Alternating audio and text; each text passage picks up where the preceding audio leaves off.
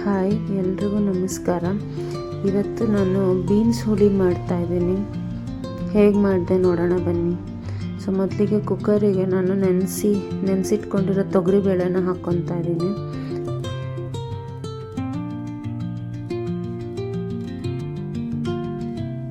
ಇದ್ರ ಜೊತೆ 1 cup beans ಹಾಕ್ಕೊತಾ ಇದ್ದೀನಿ. ಹಾಗೆ 1 ಕಪ್ ಟೊಮೊಟೊ ಹಾಕ್ಕೊಳ್ತಾ ಇದ್ದೀನಿ.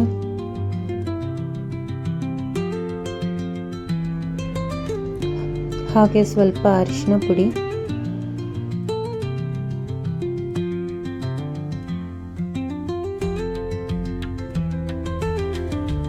ಸ್ವಲ್ಪ ಜೀರಿಗೆ ಹಾಕಿ ಎಷ್ಟು ಬೇಕೋ ಅಷ್ಟು ನೀರು ಹಾಕಿ ಒಂದು 3 ವಿಸಿಲ್ ಹೊಡೆಸ್ಕೊತಾ ಇದ್ದೀನಿ.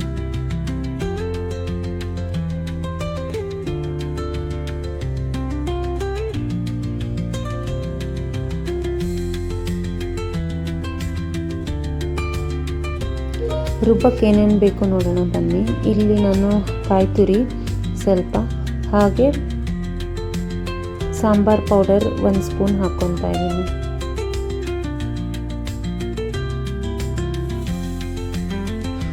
ಸ್ವಲ್ಪ ನೀರು ಹಾಕಿ ರುಬ್ಕೊತಿದ್ದೀನಿ.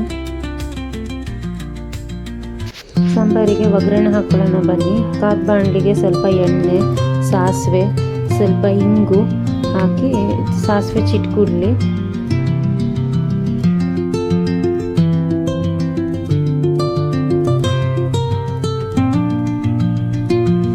ಈಗ ಈರುಳ್ಳಿ ಮತ್ತು ಕರ್ಬೇವಿನ ಸೊಪ್ಪನ್ನ ಹಾಕ್ಕೊತಾ ಇದ್ದೀನಿ.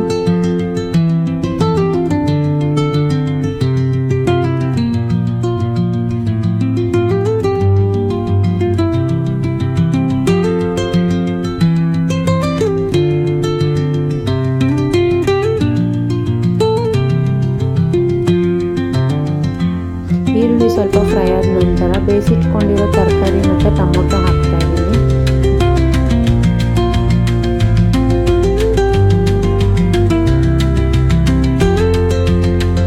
ತರಕಾರಿ ಬೇಯ್ಕೊಳ್ಳೋದು ಇಲ್ಲಿಗೆ ಸ್ವಲ್ಪ ಉಪ್ಪು ಹಾಕ್ತಾ ಇದ್ದೀನಿ, ತರಕಾರಿ ಅಂಗಡಿ ಅಂತ.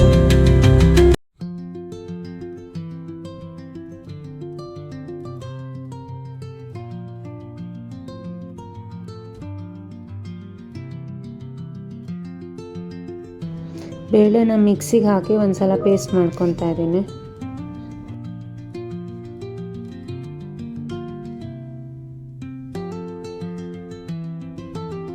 ಮಾಡ್ಕೊಂಡಿರೋ ಪೇಸ್ಟ್ನ ತರಕಾರಿಗೆ ಹಾಕಿ ಮಿಕ್ಸ್ ಮಾಡ್ಕೊಳ್ತಾ ಇದ್ದೀನಿ.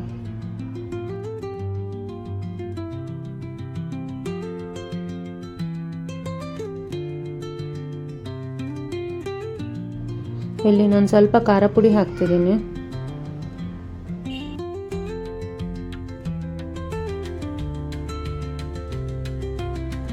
ಹಾಗೆ ಸ್ವಲ್ಪ ಹುಣಸೆ ಹಣ್ಣಿನ ರಸ,